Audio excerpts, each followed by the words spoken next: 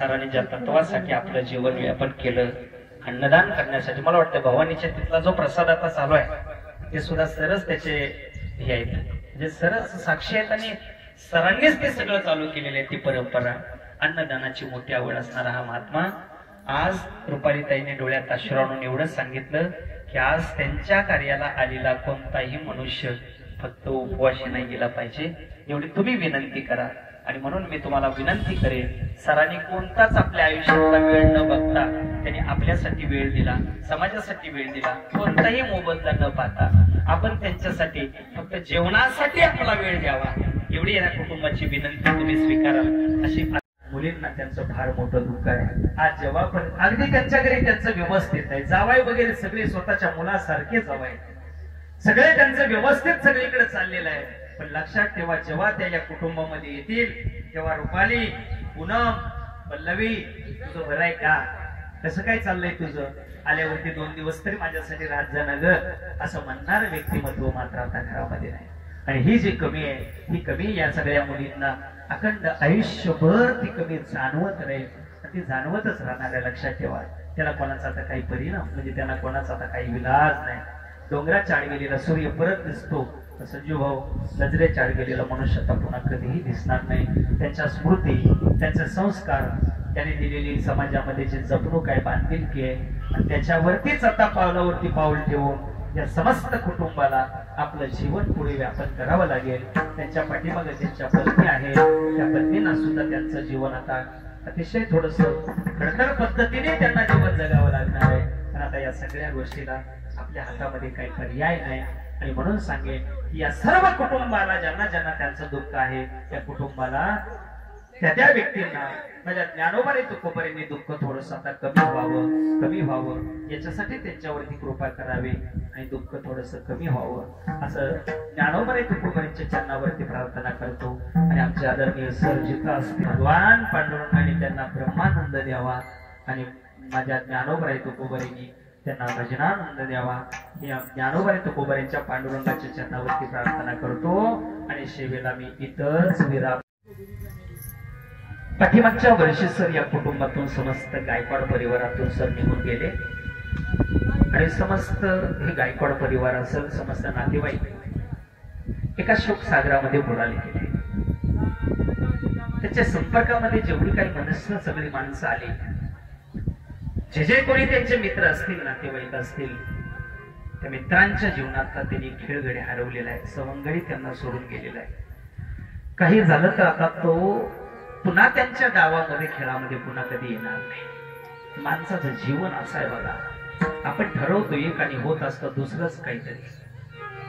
ठरवतो आपण सर्व, ठरवण्याला माझा काही विरोध नाही. माणसाने उद्याचं प्लॅनिंग, परवाचं प्लॅनिंग, 10 वर्षाचं प्लॅनिंग करून ठेवावं. नरेंद्र साहेब मोदींनी 2048चं प्लॅनिंग करून ठेवलंय. प्लॅनिंग करावं, पण तसंच होईल असा दुराग्रह मनामध्ये ठेवू नये. आपल्या हातामध्ये याचं काही नाही. ईश्वराच्या सत्तेने सगळं काही चालतं. देहावरती काळाची सत्ता आहे, कधी एकदा येईल आणि कधी तो आपल्या देहाचा ग्रास करेल, आपल्याला काही कळत नाही. लक्षात ठेवा. आणि मग सावली सरीशीच असे या न्यायाने आपण जीवन इथं जगायचं. दारामध्ये, अंगणामध्ये दाणे टाकते तेवढे आपलं जीवन आहे तोपर्यंत ते दाणे टिपायचे निरासक्त भावनेने. ज्या दिवशी बोलावणं येईल त्या दिवशी निरासक्त भावनेने या जगाचा निरोप घ्यायचा. प्रत्येकाला जाणं कर्म. सर पाठीमागच्या वर्षी निघून गेले ना, असं कोणी स्वप्नातही तशी कल्पना केली नव्हती, कोणी तसा विचारही केला नव्हता. तर ती अघटित अशी घटना घडली आणि समस्त हा परिवार एका शोक सागरामध्ये बुडाला. आज परिवाराला पूर्ण दुःख आहे. भावके असेल, नातेवाईक असतील, सर्वांना जसं दुःख आहे. आर्ट ऑफ लिव्हिंगचा फार मोठा परिवार आहे. मी कीर्तनामध्ये सलग बोलत आलेलो आहे की सरांचं आदर्श जीवन कसं होतं. त्या पद्धतीने सरांनी येणाऱ्या असंख्य पिढ्यांसाठी आपल्या जीवनाचा एक आदर्श नीतिमूल्यांचा सरांनी समाजासमोर ठेवून सरांनी जीवन व्यापन केलं. आणि खरं हे जीवन आहे, ते साधू जीवन आहे. सज्जन माणसं समाजाला हवे. तू सज्जन माणसं समाजाला का गरजेचे आहे लक्षात ठेवा. भागवतामध्ये, प्रस्तावनेमध्ये भागवताच्या सांगितलेलं आहे तुलसीदासजींनी, सज्जन आणि दुर्जन दोन्ही समाजाला त्रास देतात. तुम्ही ऐकताना म्हणाल की सज्जन काय त्रास देतो समाजाला. सज्जन आणि दुर्जन दोन्ही समाजाला त्रास देतात. संजू भाऊ मीमांसा करताना त्यांनी पुढे असं सांगितलेलं आहे, दुर्जन संयोगाने त्रास देतो आणि सज्जन वियोगाने त्रास देतो. दुर्जन जीवनात आला की त्रास आहे, पण सज्जन आपल्याला सोडून गेला की त्रास आहे. आणि म्हणून सरांसारखं सज्जन असताना जीवन आपल्याला जेव्हा सोडून जातं ना, तेव्हा आपल्याला त्रासच होतो. लक्षात ठेवा, त्रासच होतो. कुठं जिथं असतील हा साधू उक्तीचा मनुष्य आहे, जिथं असतील नक्कीच मला माहित आहे, जे त्यांनी व्रत घेतलं होतं, जी काही तत्वच स्वतःच्या जीवनामध्ये सांभाळली होती, सामाजिक कार्यातला असणारा त्यांचा मोठा सहभाग. आणि सगळ्यात महत्वाची गोष्ट म्हणजे निरासक्त भावनेने कोणी त्यात वा नका देऊ, मुळात घेतच नव्हते, घेतच काही नव्हते. निष्पृह भावनेने समाजाला त्याने देण्याचं काम केलं. हे फक्त संत करू शकतात, साधू करू शकतात. या संतांचे देणे कल्पतरू होणे दुने, परिसा परिस आगाध देणे, चिंतामणी ठेंगणा. या न्यायाने त्यांनी देण्याचं काम केलं, सतत देण्याचं काम केलं, निष्पृहपणे देण्याचं काम केलं. आणि म्हणून ईश्वराने मला असं वाटतं की त्यांना त्यांच्या चरणाजवळ जागा द्यावी. सामाजिक कार्यामध्ये असेल, अन्नदानामध्ये असेल.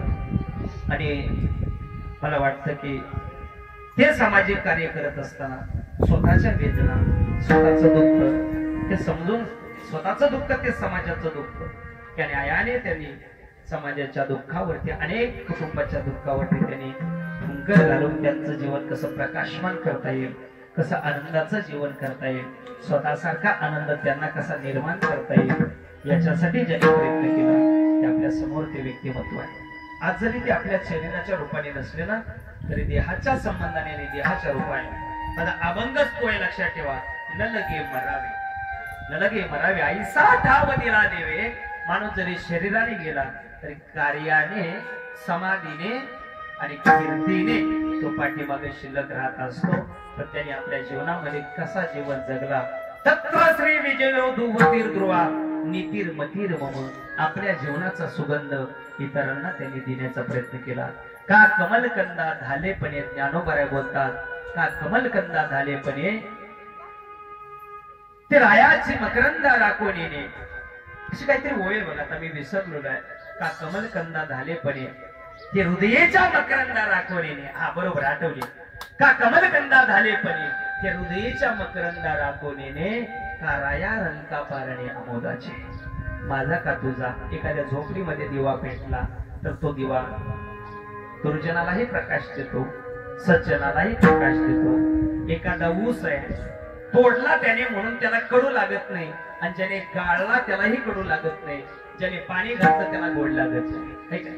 ऊसाचा भाव समान न्यायाने सगळ्यांसाठी राहतो. पाणी आहे, पाणी सगळ्यांसाठी सारख्या न्यायाने आपलं जीवन जगतं.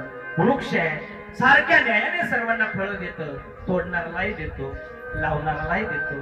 का खंडा वया घाव घाली, का लावणी जयाने केली, दोघा एकच सावली वृक्ष देतैसा. तसा समाजामध्ये कोणताही भेदभाव न करता आपल्या सज्जनपणाचा आविष्कार असा काही या माणसाने केला, असा काही या माणसाने केला. खऱ्या अर्थाने मी म्हणे, थोडस बंद करा, मी खऱ्या अर्थाने असं म्हणेन की त्यांची सरली